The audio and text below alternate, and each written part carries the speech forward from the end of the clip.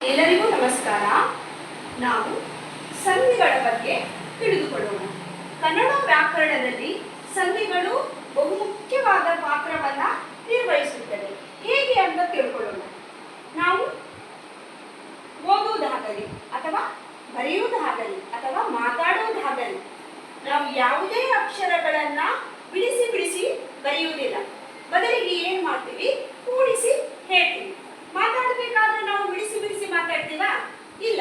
ಹಾಗೆ ಬರೆಯುವುದಾದ್ರೆ ನಾವು ಬಿಡಿಸಿ ಬಿಡಿಸಿ ಬರೆಯುತ್ತೀವಾ? ಅದು ಕೂಡ ಇಲ್ಲ. ಏನ್ ಮಾಡ್ತೀವಿ? ಎಲ್ಲದನ್ನು ಕೂಡ ಕೂಡಿಸಿ ಮಾಡ್ತೀವಿ. ಹಾಗಾದ್ರೆ ಅದು ಹೇಗಾಗ್ತದೆ, ಸಂಧಿ ಹೇಗಾಗ್ತದೆ ಅಂತ ಮೊದಲಿಗೆ ನಾವು ತಿಳಿದುಕೊಳ್ಳೋಣ. ಒಂದು ಉದಾಹರಣೆ ಮೂಲಕ ನಿಮಗೆ ತಿಳಿಸಿಕೊಡುತ್ತೇನೆ. ಉದಾಹರಣೆಗೆ ಮಾತಿಲ್ಲ.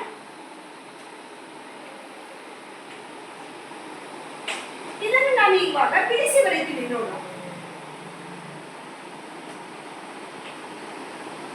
ಮಾತು ಪ್ಲಸ್ ಇಲ್ಲ ಬಿಡಿಸಿದಾಗ ಇಲ್ಲಿ ಏನಾಗ್ತದೆ? ಕೂಡಿಸಿ ಬಂದಾಗ ಮಾತಿಲ್ಲ ಅಂತ ಬರುತ್ತದೆ. ಹೌದಲ್ವಾ? ಇಲ್ಲಿ ಎಷ್ಟು ಅಕ್ಷರವಾಗಿದೆ? ಬಿಡಿಸಿ ಬರೆದಾಗ ಎಷ್ಟು ಅಕ್ಷರವಾಗಿದೆ? 1 2 3 4 ಅಕ್ಷರ. ಕೂಡಿಸಿದಾಗ ಎಷ್ಟು ಅಕ್ಷರ ಬರ್ತದೆ? 1 2 3 ಅಕ್ಷರ ಬರುತ್ತದೆ. ಈಗ ಅರ್ಥಬದ್ಧವಾಗುವುದು ಯಾವುದು? ಈಗ ಮಾತು ಪ್ಲಸ್ ಇಲ್ಲ ಅಂತ ಬಂದಾಗ ಅದು ಅರ್ಥಬದ್ಧವಾಗಿದೆಯೋ ಅಥವಾ ಮಾತಿಲ್ಲ ಅಂತ ಹೇಳಿದಾಗ ಅದು ಸರಿ ಕಾಣುತ್ತದೆಯೋ? ಏನಾಗ್ತದೆ ಹೇಳಿ? ಇದು ಮಾತಿಲ್ಲ ಅಂತ ಹೇಳಿದಾಗ ಅದು ಸರಿಯಾಗುತ್ತದೆ. ಹೌದಲ್ವಾ? ಇಲ್ಲಿ ನೋಡಿ, ಇಲ್ಲಿ ಬಿಡಿಸಿದಾಗ 4 ಅಕ್ಷರ ಆಗ್ತದೆ. 1 2 3 4. ಅದೇ ನಾವು ಕೂಡಿಸಿ ಬರೆದಾಗ 3 ಅಕ್ಷರ ಬರುತ್ತದೆ. ಅದೇ ರೀತಿಯಲ್ಲಿ ಇನ್ನೊಂದು ಉದಾಹರಣೆ ಕೊಡ್ತೀನಿ ನಾನು.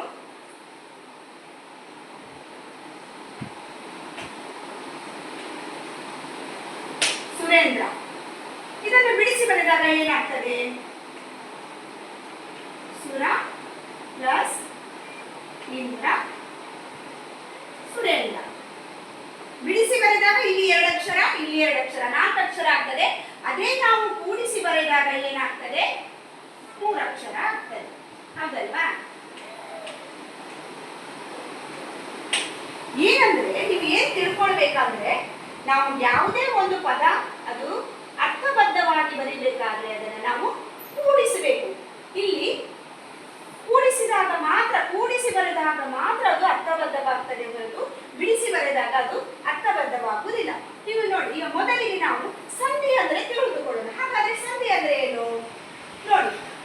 2 ಅಕ್ಷರಗಳು ಕಾಲ ವಿಳಂಬವಿಲ್ಲದಂತೆ ಸೇರುವುದಕ್ಕೆ ಸಂಧಿ ಅಂತ ಕರಿತೀವಿ. ಏನ್ ಹೇಳಿ? 2 ಅಕ್ಷರಗಳು ಕಾಲ ವಿಳಂಬವಿಲ್ಲದಂತೆ ಸೇರುವುದಕ್ಕೆ ಸಂಧಿ ಎನ್ನುವರು ಅಂತ. ಏನು ಇಲ್ಲಿ ಕಾಲ ವಿಳಂಬ ಅಂದರೆ ಏನು?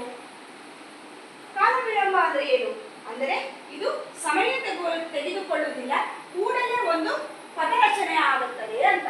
ಮಾತು ಪ್ಲಸ್ ಇಲ್ಲ ಅಂತ ಹೇಳಿದಾಗ ನಾವು ಇಲ್ಲಿ ಬಿಡಿಸಿ ಬರೆದಾಗ ಕೂಡಲೇ ಇನ್ನೊಂದು ಪದ ಏನು ಬಂತು? ಮಾತಿಲ್ಲ ಅಂತ ಬರುತ್ತದೆ. ಇದಕ್ಕೆ ಅರ್ಥಬದ್ಧವಾಗಿ ಒಂದು ಪದ ರಚನೆ ಆಗ್ತದೆ. ಹೌದಲ್ವಾ? ಇದರ ನಂತರ ನಾವು ಸಂಧಿ ಬೇರೆಲ್ಲ ಯಾವ ರೀತಿಯಲ್ಲಿ ಕೆಲಸ ಮಾಡ್ತದೆ ಅಂತ ನೋಡಿಕೊಳ್ಳೋಣ. ನಿಮ್ಗೆ ಹೇಳಿದ್ದೀನಿ, ಸಂಧಿ ಕಾರ್ಯದಲ್ಲಿ 2 ಅಕ್ಷರಗಳು ಬಹುಮುಖ್ಯ ಪಾತ್ರ ನಿರ್ವಹಿಸುತ್ತದೆ ಅಂತ.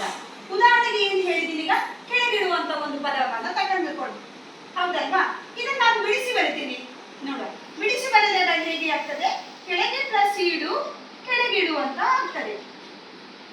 ಇಲ್ಲಿ 2 ಅಕ್ಷರಗಳು ಬಹುಮುಖ್ಯ. ಹಾಗಾದ್ರೆ ನಿಮ್ಗೆ ಈ 2 ಅಕ್ಷರಗಳು ಯಾವುದು ಅದನ್ನ ನೋಡೋಣ. ಇಲ್ಲಿ ನೋಡಿ, ಪೂರ್ವ ಪದದ ಇದನ್ನ ಪೂರ್ವ ಪದ ಅಂತ ಹೇಳ್ತೀವಿ, ಈಚೆಗೆ ಇದರ ಉತ್ತರ ಪದ ಅಂತ ಹೇಳ್ತೀವಿ.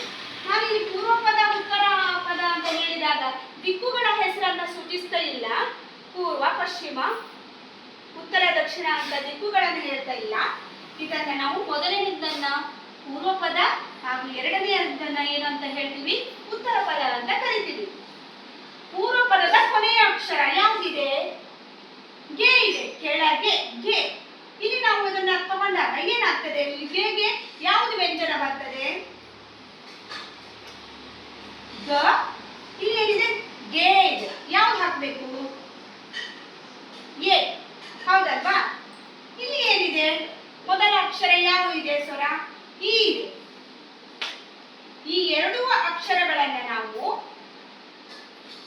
ತೆಗೆದುಕೊಂಡು ಒಂದು ಪದ ರಚನೆ ಮಾಡ್ತೇವೆ. ಏನಿದೆ ಈಗ ಈ 2 ಅಕ್ಷರದ ಈ ಪೂರ್ವ ಪದದ ಕೊನೆಯ ಅಕ್ಷರ ಹಾಗೂ ಉತ್ತರ ಪದದ ಮೊದಲ ಅಕ್ಷರ. ಪೂರ್ವ ಪದದ ಕೊನೆಯ ಅಕ್ಷರ ಯಾವುದು? ಗೆ. ಉತ್ತರ ಪದದ ಮೊದಲ ಅಕ್ಷರ ಯಾವುದು? ಇ. ಈಗ ನಾವು ಇದನ್ನು ಕೂಡಿಸಿ ಬರೆದಾಗ ಏನಾಗ್ತದೆ? ಕೆಳಗೆ ಪ್ಲಸ್ ಇಡು ಏನಾಗ್ತದೆ? ಕೆಳಗಿಡು. ಹಾಗಲ್ವಾ? ನೀವು ಏನ್ ತಿಳ್ಕೊಳ್ಬೇಕಂದ್ರೆ ನಾನು ಕೆಳಗೆ ಪ್ಲಸ್ ಇಡು ಕೆಳಗಿಡು ಅಂತ ಈಗ ನಾನು ಬಿಡಿಸಿ ಬರ್ತೀನಿ. ಕೆಲವೊಂದು ಸಂಧಿಕಾರ್ಯ ನಡೆಯುವಾಗ ಇಲ್ಲಿ ಪೂರ್ವ ಪದದಲ್ಲಿ ವ್ಯಂಜನನೂ ಬರಬಹುದು, ಸ್ವರನೂ ಬರಬಹುದು. ಉತ್ತರ ಪದದಲ್ಲಿ ಯಾವ ಅಕ್ಷರ ಇದೆ ಅದೇ ಅಕ್ಷರ ಬರುತ್ತದೆ. ಎಲ್ಲ ಸಂಧಿಕಾರ್ಯ ನಡೆಯುವಾಗ ಕೂಡ ಇದೇ ಅನ್ವಯ ಬರ್ತದೆ. ಯಾವುದೇ ಬದಲಾವಣೆ ಆಗುವುದಿಲ್ಲ. ಇಲ್ಲಿ ವ್ಯಂಜನನೂ ಕೂಡ ಬರಬಹುದು, ಸ್ವರನೂ ಬರಬಹುದು. ಆದ್ರೆ ಇಲ್ಲಿ ಏನಾಗ್ತದೆ? ಇಲ್ಲಿ ಯಾವ ಅಕ್ಷರ ಇದೆಯೋ ಅದೇ ಅಕ್ಷರ ಬರುತ್ತದೆ. ನಿಮಗೆ ಇದು ಅರ್ಥ ಆಗಿದೆ ಅಂತ ತಿಳಿದುಕೊಂಡಿದ್ದೇನೆ. ನಂತರ ಹಾಗೆಯೇ ಮಕ್ಕಳೇ ನಾವು ಸಂಧಿಗಳನ್ನ 2 ವಿಧವಾಗಿ ನಾವು ವಿಭಾಗಿಸುತ್ತೇವೆ. ಹಾಗಾದ್ರೆ ಯಾವುದು 2 ವಿಧಗಳು ಯಾವುದು ಸಂಧಿಗಳಲ್ಲಿ? ಒಂದು ಯಾವುದು? ಕನ್ನಡ. ಯಾವ ಸಂಧಿಗಳು? ಕನ್ನಡ ಸಂಧಿಗಳು. ಎರಡನೇದು ಯಾವುದು?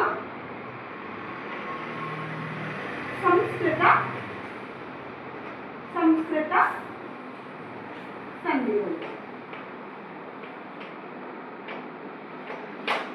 ಮೊದಲನೇದು ಯಾವುದು? ಕನ್ನಡ ಸಂಧಿಗಳು. ಸಂಧಿಗಳಲ್ಲಿ 2 ವಿಧವಾಗಿ ನಾವು ವಿಭಾಗಿಸುತ್ತೇವೆ. ಮೊದಲನೇ ಸಂಧಿ ಕನ್ನಡ ಸಂಧಿಗಳು, ಎರಡನೇದು ಸಂಸ್ಕೃತ ಸಂಧಿಗಳು. ಹಾಗಾದ್ರೆ ಕನ್ನಡ ಸಂಧಿಗಳು ಅಂದರೆ ಏನು? ಸಂಧಿಗಳನ್ನು ನಾವು ಬಿಡಿಸುವಾಗ 2 ಪದಗಳು ಅಂದರೆ ಪೂರ್ವ ಪದ ಹಾಗೂ ಉತ್ತರ ಪದ 2 ಪದಗಳು ಕನ್ನಡ ಪದವಾಗಿದ್ದರೆ ಅದನ್ನ ನಾವು ಕನ್ನಡ ಸಂಧಿಗಳು ಅಂತ ಕರಿತೀವಿ. ಏನಂತ ತಿಳ್ಕೊಳ್ತೀರಾ? ನಾವು ಸಂಧಿಗಳನ್ನ ಬಿಡಿಸುವಾಗ ಪೂರ್ವ ಪದ ಮತ್ತು ಉತ್ತರ ಪದದ 2 ಪದಗಳು ಕನ್ನಡ ಪದಗಳಾಗಿ ಬಂದರೆ ಅದನ್ನ ನಾವು ಕನ್ನಡ ಸಂಧಿಗಳು ಅಂತ ಕರಿತೀವಿ. ಹಾಗಾದ್ರೆ ಸಂಸ್ಕೃತ ಸಂಧಿಗಳು ಅಂದ್ರೆ ಏನು? ಸಂಧಿಗಳನ್ನು ಮಾಡುವಾಗ 2 ಪದ ಪೂರ್ವ ಪದ ಹಾಗೂ ಉತ್ತರ ಪದ 2 ಪದಗಳು ಸಂಸ್ಕೃತ ಪದಗಳಾಗಿದ್ದರೆ ಅದನ್ನ ನಾವು ಸಂಸ್ಕೃತ ಸಂಧಿಗಳು ಅಂತ ಕರಿತೀವಿ. ನಿಮಗೆ ಉದಾಹರಣೆ ಮೂಲಕ ಒಂದು ತಿಳಿಸಿಕೊಡ್ತೇನೆ. ಸಂಧಿಗಳಲ್ಲಿ ನಾನು ಈಗಾಗಲೇ ಏನು ಹೇಳಿದ್ದೀನಿ? ಸಂಧಿಗಳಲ್ಲಿ 2 ವಿಧ. ಒಂದು ಯಾವುದು? ಕನ್ನಡ ಸಂಧಿಗಳು, ಇನ್ನೊಂದು ಸಂಸ್ಕೃತ ಸಂಧಿಗಳು ಅಂತ ಹೇಳಿದ್ದೀವಿ. ಇನ್ನೊಂದು ರೀತಿಯಲ್ಲೂ ಕೂಡ ಸಂಧಿಗಳನ್ನ ವಿಭಾಗಿಸುತ್ತೇವೆ. ಹಾಗಾದ್ರೆ ಅದು ಯಾವುದು? ಒಂದು ಸ್ವರ ಸಂಧಿಗಳು,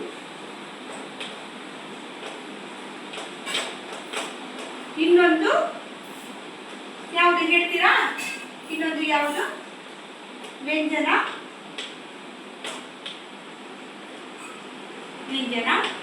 ಸಂಧಿಗಳು. ಹಾಗಾದ್ರೆ ಸ್ವರ ಸಂಧಿಗಳು ಯಾವುವು?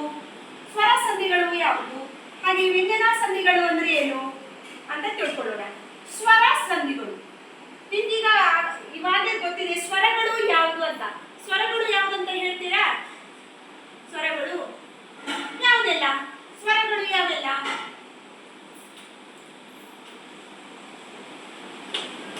ಅ, ಆ, ಇ, ಈ, ಉ, ಋ, ಎ, ಐ, ಓ, ಯಾವುದು? ಔ. ಸ್ವರಗಳು ಯಾವುವು? ಅ ಇಂದ ಔ ತನಕ ಸ್ವರ ಸಂಧಿಗಳು. ಅದರಲ್ಲಿ ಸ್ವರಗಳು ಅಂತ ಹೇಳ್ತೀವಿ ನಾವು. ಅ ಇಂದ ಔ ವರೆಗೆ ನಾವು ಏನಂತೀವಿ? ಅದನ್ನ ಸ್ವರಗಳು ಅಂತ ಹೇಳ್ತೀವಿ. ಆದ್ರೆ ವ್ಯಂಜನಗಳು ಯಾವುದು? ವ್ಯಂಜನ ಯಾವುದಂತ ಹೇಳ್ತೀರಾ? ಕ ಇಂದ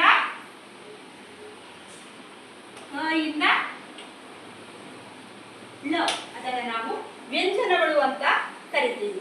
ಮೊದಲಿಗ ಸ್ವರ ಸಂಧಿಗಳು ಯಾವುದು ಅಂತ ನಿಮಗೆ ಒಂದು ಉದಾಹರಣೆ ಕೊಡ್ತೀನಿ. ಸಂಧಿಗಳಲ್ಲಿ ನಾವು ಇನ್ನೊಂದು ಯಾವ ರೀತಿಯಲ್ಲಿ ವಿಭಾಗಿಸ್ತೀವಿ? ಸ್ವರ ಸಂಧಿ ಮತ್ತೆ ವ್ಯಂಜನ ಸಂಧಿ ಅಂತ ಹೇಳಿದ್ದೀವಿ. ಸ್ವರ ಸಂಧಿಗಳು ಯಾವುದೆಲ್ಲ ಹೇಳಿದ್ದೀನಿ? ಅ ಇಂದ ಔ ತನಕ. ಉದಾಹರಣೆಗೆ ಒಂದನ್ನು ಹಾಕೊಳ್ತೀನಿ. ಉದಾಹರಣೆಗೆ ಸಾವಿಲ್ಲ. ಇದನ್ನ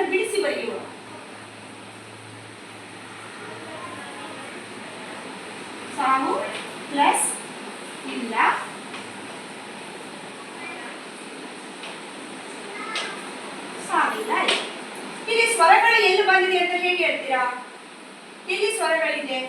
ಯಾವುದು ಸ್ವರ ಸಂಧಿ ಅಂತ ಹೇಗೆ ಗುರುತಿಸ್ತೀರಾ ನೀವು? ಇಲ್ಲಿ ಪೂರ್ವ ಪದದ ಕೊನೆಯ ಅಕ್ಷರ ಯಾವುದಿದೆ? ಹೂ. ಸಾವು.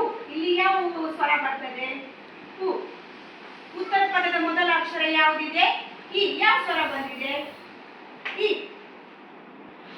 ಎರಡು ಪದ, ಪೂರ್ವ ಪದದ ಕೊನೆಯ ಅಕ್ಷರವೂ ಕೂಡ ಸ್ವರ ಬಂದಿದೆ, ಉತ್ತರ ಪದದ ಮೊದಲನೇ ಅಕ್ಷರ ಕೂಡ ಸ್ವರ ಬಂದಿದೆ, ಎರಡೂ ಕೂಡ ಸ್ವರ ಬಂದಿದೆ. ಹಾಗಾಗಿ ಇದನ್ನು ನಾವು ಏನಂತ ಹೇಳ್ತೀವಿ? ಸ್ವರ ಸಂಧಿ ಅಂತ ಕರಿತೀವಿ. ನಿಮ್ಗೀಗ ಗೊತ್ತಾಗಿದೆ ಅಂತ ನಾನು ತಿಳ್ಕೊಂಡಿದ್ದೀನಿ. ಪೂರ್ವ ಪದದ ಕೊನೆಯ ಅಕ್ಷರ ಹಾಗೂ ಉತ್ತರ ಪದದ ಮೊದಲ ಅಕ್ಷರ ಎರಡೂ ಕೂಡ ಸಂಧಿ ಬಿಡಿಸಿದಾಗ ಎರಡೂ ಅಕ್ಷರ ಕೂಡ ಸ್ವರಗಳೇ ಬಂದಿವೆ. ಹಾಗಾಗಿ ಇದನ್ನು ನಾವು ಏನಂತ ಕರಿತೀವಿ? ಸ್ವರ ಸಂಧಿಗಳು ಅಂತ ಕರಿತೀವಿ. ಇನ್ನೊಂದು ಉದಾಹರಣೆ ಕೂಡ ನೀವು ಕೊಡಬಹುದು. ಮಾತಿಲ್ಲ. ಮಾತಿಲ್ಲ ಅಂತ ನೀವು ಬೇಕಾದ್ರೆ ನೀವು ಮಾಡಿ ನೋಡಿ, ಉದಾಹರಣೆ ಕೊಟ್ಟು ನೋಡಿ. ಇನ್ನೊಂದು ಯಾವುದು? ಸ್ವರ ಸಂಧಿ ಏನಂತ ತಿಳ್ಕೊಂಡಿದ್ರಿ? ಎರಡನೇದು ಯಾವ ಸಂಧಿ? ವ್ಯಂಜನ ಸಂಧಿಗಳು. ಯಾವುದು? ವ್ಯಂಜನಗಳು ಯಾವುದಂತ ಹೇಳಿದ್ದೀನಿ ನಾನು. ಯಾವೆಲ್ಲ ಅಕ್ಷರಗಳು? ಕ ಇಂದ ಳ ವರೆಗಿನ ಎಲ್ಲ ಅಕ್ಷರಗಳು ವ್ಯಂಜನಗಳು ಅಂತ ಕರಿತೀವಿ. ಉದಾಹರಣೆಗೆ ಒಂದು ನಿಮ್ಗೆ ಕೊಡ್ತೀನಿ. ಚಳಿಗಾಲ. ಏನ್ ತಗೊಂಡಿದ್ದೀನಿ? ಈಗ ಬಿಡಿಸಿ ಬರೆಯುವ ನೋಡು. ಚಳಿ ಪ್ಲಸ್ ಕಾಲ. ಹೇಗೆ ಹೇಳ್ತೀರಾ ನೀವು ಇದು ವ್ಯಂಜನ ಸಂಧಿ ಅಂತ? ಬಿಡಿಸ್ಬೇಕಲ್ವಾ? ಪೂರ್ವ ಪದದ ಕೊನೆಯ ಅಕ್ಷರ ಯಾವುದಿದೆ? ಯಾವ ಅಕ್ಷರ ಇದೆ? ಲಿ. ಲಿ ಯಾವ ಅಕ್ಷರ? ಅದು ವ್ಯಂಜನ, ಹೌದಲ್ವಾ? ಪೂರ್ವ ಪದದ ಕೊನೆಯ ಅಕ್ಷರ ಯಾವುದು? ಚಳಿಗಾಲ. ಬಿಡಿಸಿ ಬಂದಾಗ ಏನಾಗ್ತದೆ? ಚಳಿ ಪ್ಲಸ್ ಕಾಲ, ಚಳಿಗಾಲ. ಪೂರ್ವ ಪದದ ಕೊನೆಯ ಅಕ್ಷರ ಯಾವುದಿದೆ? ಲಿ ಇದೆ. ನಾವೇನ್ ಮಾಡ್ತೀರ? ಲ ಪ್ಲಸ್ ಇ, ಲಿ ಆಗ್ತದೆ. ಇಲ್ಲಿ ಕಾ. ಹೇಗ್ ಬಂದಿದೆ? ಇಲ್ಲಿ ಇದು ಯಾವ ಅಕ್ಷರ ಬಂದಿದೆ? ಸ್ವರನ ವ್ಯಂಜನನ? ಯಾವ ಅಕ್ಷರ ಬಂದಿದೆ? ಸ್ವರ ಬಂದಿದೆ. ಇಲ್ಲಿ ಯಾವುದು ಬಂದಿದೆ? ಕಾ. ಯಾವುದು? ವ್ಯಂಜನ ಅಕ್ಷರನ ಸ್ವರ ಅಕ್ಷರನ? ಕಾ ಯಾವ ಅಕ್ಷರ? ವ್ಯಂಜನ, ಹೌದಲ್ವಾ? ಇಲ್ಲಿ ನೀವು ಏನ್ ತಿಳ್ಕೊಳ್ಬೇಕಾದ್ರೆ ವ್ಯಂಜನ ಸಂಧಿಗಳಲ್ಲಿ ಸ್ವರನೂ ಬರಬಹುದು, ವ್ಯಂಜನನೂ ಬರಬಹುದು. ಆಯ್ತಾ? ಎರಡೂ ಅಕ್ಷರಗಳ ಪೂರ್ವ ಪದದ ಕೊನೆಯ ಅಕ್ಷರನೂ ಕೂಡ ವ್ಯಂಜನ ಬರ್ಬೋದು, ಉತ್ತರ ಪದದ ಮೊದಲ ಅಕ್ಷರವೂ ಕೂಡ ವ್ಯಂಜನ ಬರುವುದು. ಎರಡೂ ಅಕ್ಷರ ಬರ್ಬೋದು, ವ್ಯಂಜನನೂ ಬರ್ಬೋದು ಅಥವಾ ಸ್ವರನೂ ಬರ್ಬೋದು. ಎರಡೂ ಅಕ್ಷರಗಳು ಸೇರಿಯೂ ಕೂಡ ಇಲ್ಲಿ ಒಂದು ಪದ ರಚನೆ ಆಗ್ತದೆ. ಅದನ್ನ ನಾವು ಏನಂತ ಹೇಳ್ತೀವಿ? ವ್ಯಂಜನ ಸಂಧಿ ಅಂತ ಹೇಳ್ತೀವಿ. ಎರಡು ಇಲ್ಲಿ ವ್ಯಂಜನ ಸಂಧಿಗಳಂದ್ರೆ ಇಲ್ಲಿ ಸ್ವರಾಕ್ಷರಗಳು ಬರಬಾರ್ದಂತ ಇಲ್ಲ, ವ್ಯಂಜನ ಕೂಡ ಬರ್ಬೋದು ಅಥವಾ ಸ್ವರ ಕೂಡ ಬರ್ಬೋದು. ಎರಡು ಕೂಡ ವ್ಯಂಜನ ಸಂಧಿಯಲ್ಲಿ ಬರ್ತದೆ. ಆದರೆ ಸ್ವರ ಸಂಧಿಯಲ್ಲಿ ಹಾಗೆ ಆಗುದಿಲ್ಲ. ಎರಡು ಅಕ್ಷರ ಪೂರ್ವ ಪದ ಹಾಗೂ ಉತ್ತರ ಪದ ಎರಡೂ ಅಕ್ಷರಗಳು ಸ್ವರ ಆಗ್ತದೆ. ಆದರೆ ವ್ಯಂಜನ ಸಂಧಿಯಲ್ಲಿ ಪೂರ್ವ ಪದ ಕೂಡ ವ್ಯಂಜನ ಅಕ್ಷರ ಬರ್ಬೋದು. ಈಗ ಇದನ್ನು ಬಿಡಿಸಿ ಬಂದಾಗ ಏನಾಗ್ತದೆ? ಚಳಿ ಪ್ಲಸ್ ಕಾಲ, ಚಳಿಗಾಲ. ನಿಮ್ಗೆ ಈಗಾಗಲೇ ನಾನು ಅರ್ಥ ಆಗಿದೆ ಅಂತ ತಿಳ್ಕೊಳ್ತೀನಿ. ಈಗ ನಾನು ಏನೆಲ್ಲ ಹೇಳಿಕೊಟ್ಟಿದ್ದೀನಿ ಅದೆಲ್ಲ ಕೂಡ ನಿಮ್ಮ ತಲೆಗೆ ಹೋಗಿದೆ ಅಂತ ನನಗೆ ಅರ್ಥ ಆಗಿದೆ. ಎಷ್ಟರ ಮಟ್ಟಿಗೆ ಹೋಗಿದೆ ಅಂತ ಗೊತ್ತಿಲ್ಲ. ನೋಡುವ ಏನೆಲ್ಲ ಆಗಿದೆ. ಸಂಧಿಗಳು. ಸಂಧಿಗಳು ಅಂದ್ರೆ ಏನು? ಎರಡು ಅಕ್ಷರಗಳು ಕಾಲ ವಿಳಂಬವಿಲ್ಲದಂತೆ ಸೇರುವುದಕ್ಕೆ ಸಂಧಿ ಎನ್ನುವುದು, ಅಥವಾ ಕೂಡುವುದಕ್ಕೆ ನಾವು ಸಂಧಿ ಅಂತ ಹೇಳ್ತೀವಿ, ಹೌದಲ್ವಾ? ಏನು ನಾವು ಮಾತಾಡುವುದಾಗಲಿ ಅಥವಾ ಬರೆಯುವುದಾಗಲಿ ಯಾವುದನ್ನೇ ಬಿಡಿಸಿ ಬಿಡಿಸಿ ಹೇಳುವುದಿಲ್ಲ, ಬದಲಿಗೆ ಕೂಡಿಸಿ ಬರಿತೀವಿ ಅಥವಾ ಕೂಡಿಸಿ ಜೋಡಿಸಿ ಒಂದಕ್ಕೊಂದು ಕೂಡಿಸಿ ನಾವು ಮಾತಾಡ್ತೀವಿ. ಆವಾಗ ಮಾತ್ರ ಆ ಪದಕ್ಕೆ ಒಂದು ಅರ್ಥಬದ್ಧವಾಗ್ತದೆ. ಅದಾದ ಮೇಲೆ ಏನ್ ತಿಳ್ಕೊಂಡಿದ್ದೀವಿ? ಸಂಧಿಗಳು ಯಾವೆಲ್ಲ ರೀತಿಯಲ್ಲಿ ಬರ್ತದೆ, ಹೇಗೆ ಬರ್ತದೆ. ಎರಡು ಅಕ್ಷರಗಳು ತುಂಬಾ ಪ್ರಮುಖ ಪಾತ್ರ ನಿರ್ವಹಿಸುವ. ಯಾವುದು ಅಕ್ಷರ? ಪೂರ್ವ ಪದ ಹಾಗೆಯೇ ಉತ್ತರ ಪದ. ನಿಮಗೆ ಗೊತ್ತಾಯ್ತಾ? ಸಂಧಿ ಬಿಡಿಸುವಾಗ ಮೊದಲಿಗೆ ಯಾವ್ದು ತಗೊಳ್ತೀವಿ? ಪೂರ್ವ ಪದ ಕೊನೆಯ ಅಕ್ಷರ ಹಾಗೂ ಉತ್ತರ ಪದದ ಮೊದಲ ಅಕ್ಷರ. ಇದನ್ನ ತಿಳ್ಕೊಳ್ಳಿ. ಏನು? ಪೂರ್ವ ಪದದ ಕೊನೆಯ ಅಕ್ಷರ ಹಾಗೆಯೇ ಉತ್ತರ ಪದದ ಮೊದಲ ಅಕ್ಷರ. ಅದರಲ್ಲಿ ನಾವು ಸಂಧಿಗಳಲ್ಲಿ ಎಷ್ಟು ವಿಧ ಅಂತ ಹೇಳ್ತೀವಿ?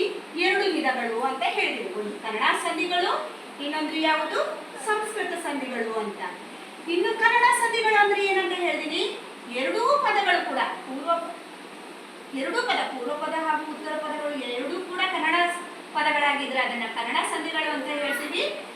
ಹಾಗೆಯೇ ಇನ್ನೊಂದು ಯಾವುದು ಸಂಸ್ಕೃತ ಸಂಧಿಗಳು ಅಂತ ಹೇಳಿದ್ವಿ. ಎರಡೂ ಪದಗಳು ಕೂಡ ಸಂಸ್ಕೃತ ಪದವಾಗಿದ್ರೆ ಅದನ್ನ ಸಂಸ್ಕೃತ ಸಂಧಿಗಳು ಅಂತ ಕರಿತೀವಿ. ಇನ್ನೂ ಒಂದು ರೀತಿಯಲ್ಲಿ ವಿಭಾಗಿಸ್ತೀವಿ, ಏನಂತ ಹೇಳ್ತೀವಿ, ಇನ್ನೊಂದು ಸ್ವರ ಸಂಧಿಗಳು, ಇನ್ನೊಂದು ಏನು ಹೇಳಿದ್ವಿ ನಾನು, ವ್ಯಂಜನ ಸಂಧಿಗಳು. ಸ್ವರ ಸಂಧಿ ಅಂದ್ರೆ ಏನು? ಅ ಇಂದ ಔ ಸ್ವರಗಳು, ಆ ಅಕ್ಷರಗಳು ಅಲ್ಲಿ ಪೂರ್ವ ಪದ ಅಥವಾ ಉತ್ತರ ಪದದಲ್ಲಿ ಬಳಕೆ ಆದ್ರೆ ಅದನ್ನ ಸ್ವರ ಸಂಧಿ ಅಂತ ಕರಿತೀವಿ. ಇನ್ನೊಂದು ಯಾವುದಂತ ಹೇಳಿದೀನಿ, ವ್ಯಂಜನ ಸಂಧಿಗಳು. ಅಲ್ಲಿ ಯಾವುದು ವ್ಯಂಜನಗಳು ಯಾವುದಿಲ್ಲ, ಹಾಗಾದ್ರೆ ಲ ಕ ಇಂದ ಲ ವರೆಗೆ ವ್ಯಂಜನಗಳು ಅಂತ ಕರಿತೀವಿ. ಪೂರ್ವ ಪದದಲ್ಲಿ ವ್ಯಂಜನನೂ ಬರ್ಬೋದು ಅಥವಾ ಸ್ವರನೂ ಬರ್ಬೋದು ವ್ಯಂಜನ ಸಂಧಿಯಲ್ಲಿ, ಅಥವಾ ಉತ್ತರ ಪದದಲ್ಲಿ ಸ್ವರನೇ ಬಂದಿರ್ತದೆ, ಎರಡೂ ಕೂಡ ಬರ್ಬೋದು. ಇದನ್ನು ನಾವು ಏನಂತ ಹೇಳ್ತೀವಿ, ವ್ಯಂಜನ ಸಂಧಿಗಳು ಅಂತ ಹೇಳ್ತೀವಿ. ನಿಮಗೆ ಈ ಸಂಧಿಗಳು ಎಂಬುದು ಏನಂತ, ಹೇಗೆ ಆಗ್ತದೆ, ಹೇಗೆ ಬಳಕೆ ಆಗ್ತದೆ ಎಂಬುದು ಈ ಪಾಠ ನಿಮಗೆ ಅರ್ಥ ಆಗಿದೆ ಅಂತ ನಾನು ತಿಳ್ಕೊಳ್ತೀನಿ. ಧನ್ಯವಾದಗಳು. Thank you.